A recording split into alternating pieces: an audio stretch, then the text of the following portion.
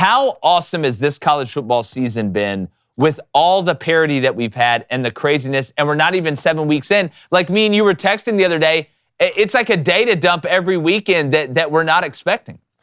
Yeah, it's no longer a myth. And I've been telling people this for years now, that college football is moving ever closer towards parity. And by parity, we're not talking about NFL-type parity.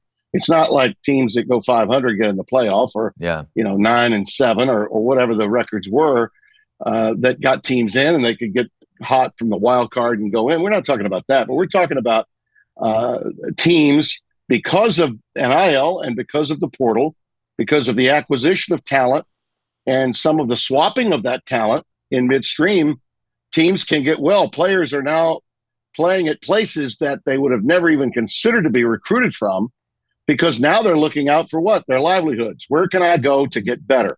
Where can I get the reps so that when my turn comes, I have a chance to be in the big leagues? And that has changed things dramatically.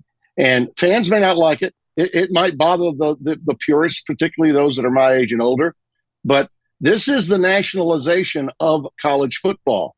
And for those tribal fans that live in the cocoons of regionality, where college football has been for the better part of the last 2 centuries, okay, it's not there anymore. Okay, the game's more competitive. If you don't keep up with what's going on in other time zones, you better by God start, because you're not going to know jack about squat when we get to the college football playoff if you don't follow what's going on in other parts of the country. And for the bleeding hearts in Alabama, I'm wearing crimson for you today because I know what you're going through. Okay, I know what you're going through. And you know what? Get ready, because it's not over. It's not going to stop. You're going to continue to lose games that you expect to win from time to time. Doesn't mean that Kalen DeBoer is a bad coach. It doesn't mean that suddenly Alabama has lost all of its mojo and can't be a playoff team. But you got to understand that what you had under Nick Saban was a once-in-a-lifetime run at a time when the college version of pre-NFL inventory, when Dallas could stack draft picks and trade a Herschel Walker and get all these guys and hold on to people like Aikman and Pete and Irvin. You can't do that anymore in the NFL. You can't do it in college any longer, because these guys all want to play. Yeah. Nick could put a gray shirt on them. They'd stay forever and not play. You can't do that anymore. Key to Nick's success, and he's the best that ever did it. Okay. But the key to his success was his ability to not only get the best players, but to hold on to them. Yeah. And more oftentimes than not, he did. Now, he may have lost, a player or two here or there, but for the most part, he held on to them. And the position of where they were in terms of their roster versus everybody else was not a fair fight. Yeah. It's a fair fight now. And whoever gets the Alabama job is going to have the same issues that Kalen DeBoer deals with. And here's the one other factor. Over all the crap about the kid that, committed the personal foul and kicked the football, Malachi. Look, coaches like Kalen DeBoer and coaches of this generation can't do to those kids what Nick did forever. Nick knows that.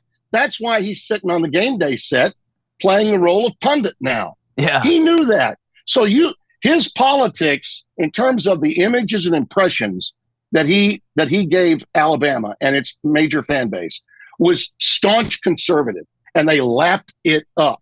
Okay. A coach today, even if he happens to be from a red state, he can't do the things that Nick did.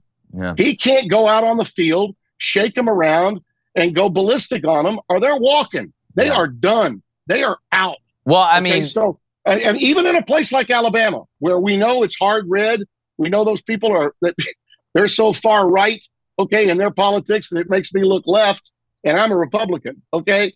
It's a different world, and you better get used to it. No coach can do what Saban did, either in terms of his own choreography during a game or the way he assembles a team off the field. I think that's why it didn't work out for him in the NFL either. I think it's one of the reasons he came back to college. So Timmy B, I agree with you. I think Nick Saban monopolized college football in the last opportunity and the last window that you could monopolize college football at one place, and he did it at Alabama, and that's why.